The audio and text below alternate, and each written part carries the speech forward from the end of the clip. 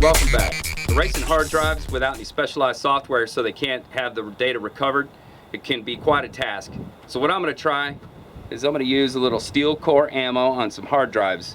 Now I've got a couple of hard drives downrange down here, and I'm going to use my AR15 for my 3-gun competition. You may have seen the videos before. I'll put a link here.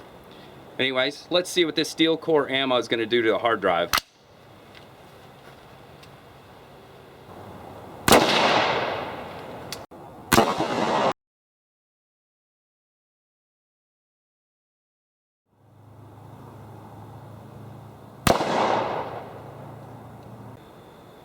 Alright, 8 hard drives with steel core penetrator ammo. Not a bad way to format some hard drives, if I do say so myself. Anyways, thanks for watching, and please subscribe for more competition shooting and gun reviews. Thanks.